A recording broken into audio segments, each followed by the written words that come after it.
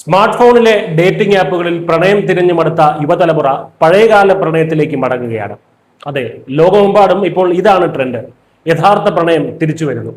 സ്വൈപ്പിങ്ങിലൂടെയും digital ചാറ്റിങ്ങിലൂടെയും ഉണ്ടാക്കുന്ന ബന്ധങ്ങൾക്ക് ആയുസില്ലെന്ന് തിരിച്ചറിഞ്ഞതോടെ പഴയതുപോലെ നേരിട്ട് കണ്ട് പതിയെ വളരുന്ന സ്ലോ റൊമാൻസിലേക്ക് മാറുകയാണ് ലോകം. ഡേറ്റിംഗ് ആപ്പുകളുടെ യാന്ത്രിക ലോകത്ത് നിന്നും മനുഷ്യർ വീണ്ടും പച്ചയായ മനുഷ്യബന്ധങ്ങളിലേക്ക് മടങ്ങുന്നു. ഡേറ്റിംഗ് ആപ്പുകൾ മനുഷ്യബന്ധങ്ങളെ വെറും കച്ചവട ചരക്കാക്കി മാറ്റിയെന്നതാണ് സത്യം. ഒരു ഫോട്ടോയും പ്രൊഫൈലിൽ എഴുതിയിരിക്കുന്ന കുറച്ച് വരികളും മാത്രം കണ്ട് ഒരാളെ വിലയിരുത്തുന്ന രീതി ഇന്ന് യുവതി യുവാക്കളിൽ വലിയ മാനസിക സമ്മർദ്ദമാണ് ഉണ്ടാക്കുന്നത്.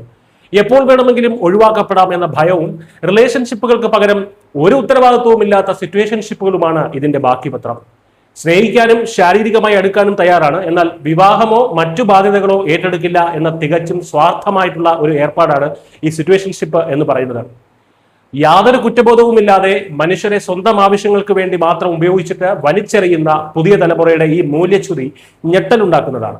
മുൻ തലമുറകളിൽ ഇങ്ങനെ ചെയ്യുന്നവരെ സമൂഹം ഒറ്റപ്പെടുത്തുമായിരുന്നെങ്കിൽ ഇതിപ്പോൾ ജൻസികൾക്കിടയിൽ സർവ്വസാധാരണമായിട്ടുള്ള ഒരു കാര്യം മാത്രമാണ്. പ്രണയത്തിലായിരിക്കുമ്പോഴും ഒരു കൈ പങ്കാളിയുടെ കയ്യിൽ പിടിക്കുകയും മറുകൈ കൊണ്ട് മറ്റൊരാളെ ഡേറ്റിംഗ് ആപ്പിൽ തിരയുകയും ചെയ്യുന്ന അവസ്ഥയാണ് എന്നാണ് ഈ രംഗത്തുള്ളവർ തന്നെ സാക്ഷ്യപ്പെടുത്തുന്നത്. ബാക്കപ്പ് ഓപ്ഷനുകൾ എപ്പോഴും കയ്യിലുള്ളത് കൊണ്ട് തന്നെ ആർക്കും പരസ്പരം വിട്ടുവീഴ്ച ചെയ്യാൻ താല്പര്യമില്ല. മറുവശത്തുള്ളയാൾ തട്ടിപ്പുകാരനാണോ എന്ന നിരന്തരമായിട്ടുള്ള ഭയവും എപ്പോഴും സ്വയം മാർക്കറ്റ് ചെയ്യേണ്ടി വരുന്നതിലെ ബുദ്ധിമുട്ടുകളുമെല്ലാം ഡേറ്റിങ്ങിനെ ഒരു ഭാരമാക്കി മാറ്റിയിരിക്കുന്നു. എന്നാൽ യഥാർത്ഥ പ്രണയത്തിൽ ഇത്തരം ബുദ്ധിമുട്ടുകളൊന്നുമില്ലെങ്കിലും വലിയൊരു റിസ്ക് ഉണ്ട്. നേരിട്ട് കണ്ടുമുട്ടിയാലും വർഷങ്ങളോളം ഇടപഴകിയാലും ഒരു മനുഷ്യനെയും നമുക്ക് പൂർണ്ണമായും മനസ്സിലാക്കാൻ കഴിയില്ല എന്നതാണ് സത്യം. പക്ഷേ മനസ്സിലാക്കാൻ പറ്റുന്നിടത്തോളം മനസ്സിലാക്കിയതിനു ശേഷം നമ്മുടെ ഹൃദയത്തെ എന്തും ചെയ്യാനുള്ള പൂർണ്ണ സ്വാതന്ത്ര്യം മറ്റൊരാൾക്ക് നൽകിക്കൊണ്ട് അവർ അതിനെ മുറിവേൽപ്പിക്കില്ല എന്ന വലിയ വിശ്വാസത്തിൽ നമ്മുടെ ഹൃദയം അവർക്ക് പണയപ്പെടുത്തുന്ന ഒരു പ്രക്രിയയാണ് യഥാർത്ഥ പ്രണയം എന്ന് പറയുന്നത്. അതിൽ ചിലപ്പോൾ വേദനിച്ചേക്കാം, പക്ഷെ ആ റിസ്കിൽ മാത്രമേ യഥാർത്ഥ പ്രണയം മുട്ടിടുകയുള്ളൂ, യഥാർത്ഥ ജീവിതം സംഭവിക്കുകയുള്ളൂ. ഇത് തിരിച്ചറിഞ്ഞാണ് യുവതലമുറയിലെ പലരും ഇപ്പോൾ യഥാർത്ഥ പ്രണയം തേടിയിറങ്ങുന്നത്, സ്ലോ റൊമാൻസ് തേടിയിറങ്ങുന്നത്. ഇതിന് പിന്നിൽ കൃത്യമായിട്ടുള്ള ഒരു മനഃശാസ്ത്രമുണ്ട്. ഡേറ്റിംഗ് ആപ്പുകൾ നമ്മുടെ തലച്ചോറിൽ ഡോപ്പമിൻ ഉൽപ്പാദിപ്പിച്ച് നമ്മളെ അതിന് അടിമയാക്കുന്ന ഒരു സ്വൈപ്പ് എക്കോണമിയാണ്. ഇൻസ്റ്റാഗ്രാമും ഫേസ്ബുക്കും പോലുള്ള സാമൂഹ്യ മാധ്യമങ്ങളിൽ റീൽസുകൾ മാറ്റി മാറ്റി കാണുമ്പോൾ തലച്ചോറിനുണ്ടാകുന്ന അതേ താൽക്കാലിക ലഹരിയും അടിമത്വവുമാണ് ഈ ഡേറ്റിംഗ് ആപ്പുകളും നമുക്ക് നൽകുന്നത്. പ്രശസ്ത സൈക്കോളജിസ്റ്റും ലൈഫ് കോച്ചുമായിട്ടുള്ള ദാമിനി ഗ്രോവർ വ്യക്തമാക്കുന്നത് പോലെ അർത്ഥവത്തായ ബന്ധങ്ങൾക്ക് പകരം ഇതൊരു വിരസമായ ജോലിയായി ജൻസികൾക്കിടയിൽ മാറിയിരിക്കുന്നു.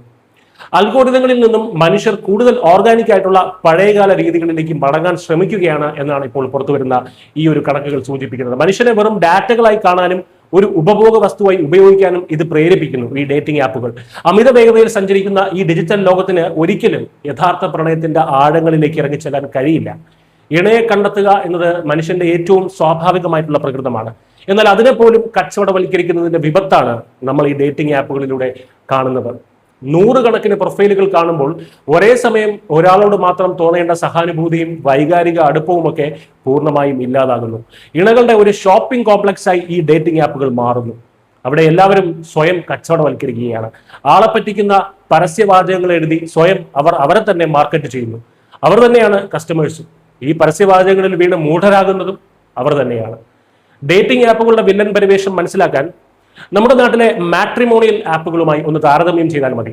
ജാതിയും മതവും തിരിച്ച് സമൂഹത്തിൽ വേർതിരിവുകൾ ഉണ്ടാക്കുന്നതിൽ മാട്രിമോണിയൽ സൈറ്റുകൾക്ക് വലിയ പങ്കുണ്ടെങ്കിലും അവർ ഡേറ്റിംഗ് ആപ്പുകളെ പോലെ വലിയ വില്ലന്മാരല്ല എന്ന് തന്നെ പറയണം. കാരണം മാട്രിമോണിയൽ ആപ്പുകളിൽ ഓൺലൈനിലൂടെ മാത്രം സൗഹൃദം സ്ഥാപിക്കാനോ വീഡിയോ കോൾ ചെയ്യാനോ ഒന്നും കഴിയില്ല. ഇഷ്ടപ്പെട്ടാൽ അടുത്ത ഘട്ടം നേരിട്ട് കാണുക എന്നത് തന്നെയാണ്. അതിൽ യാതൊരു തർക്കവുമില്ല. നേരിട്ട് കാണാൻ താല്പര്യമില്ലെങ്കിൽ ആപ്പിലും തുടർന്ന് സംസാരിക്കേണ്ട ആവശ്യം അവിടെയില്ല. മാട്രിമോണിയൽ ആപ്പുകളുടെ ആത്യന്തിക ഉദ്ദേശം തന്നെ വിവാഹം എന്ന വലിയ ഉത്തരവാദിത്തമാണല്ലോ. എന്നാൽ ഡേറ്റിംഗ് ആപ്പുകൾ പരസ്പരം ഒരിക്കൽ പോലും നേരിട്ട് കാണാതെ തന്നെ വെർച്വൽ ലോകത്തിലൂടെ മാത്രം പ്രണയത്തിലാകാൻ സഹായിക്കുന്നു. വ്യാജമായി നിർമ്മിക്കാവുന്ന AI ഫോട്ടോകളും പാട്ടുകളിലെയും സിനിമകളിലെയും അഭിരുചിയും ഒക്കെ കണ്ട് പെട്ടെന്ന് ഉണ്ടാക്കിയെടുക്കുന്ന ധാരണകളാണ് ഈ ഡേറ്റിംഗ് ആപ്പുകളിലൂടെ ഉണ്ടാകുന്ന ധാരണകൾ.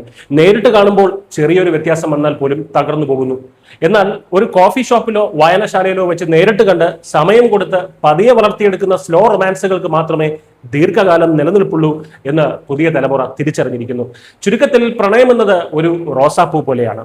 അതിൽ മുള്ളുകളുണ്ട്. അത് ചിലപ്പോൾ നമ്മളെ വേദനിപ്പിക്കും. ഒരു നാൾ അത് വാടിക്കുഴിഞ്ഞു പോവുകയും ചെയ്യും. എന്നാൽ അതിന് അതിൻ്റെതായിട്ടുള്ള ഒരു സുഗന്ധമുണ്ട്. ഡേറ്റിംഗ് ആപ്പുകളിലൂടെ ലഭിക്കുന്ന പ്രണയമാകട്ടെ ഒരു പ്ലാസ്റ്റിക് പൂവ് പോലെയാണ്. ആവശ്യം കഴിഞ്ഞാൽ വലിച്ചെറിയാം, അതിന് മുള്ളുകളില്ല, വേദനിക്കില്ല, അത് വാടിപ്പോവുകയുമില്ല. എന്നാൽ ഒരു യഥാർത്ഥ പൂവിന്റെ സുഗന്ധം അതിനുണ്ടാവില്ല. സുഗന്ധമുള്ളത് കൊണ്ട് മാത്രമാണ് നമ്മൾ പൂവിനോട് ആകർഷിക്കപ്പെടുന്നത്. ജീവിതത്തിന്റെ ഈ പച്ചയായ സത്യമാണ് പുതിയ തലമുറ ഇക്കാലം അത്രയും മറന്നുപോയത്.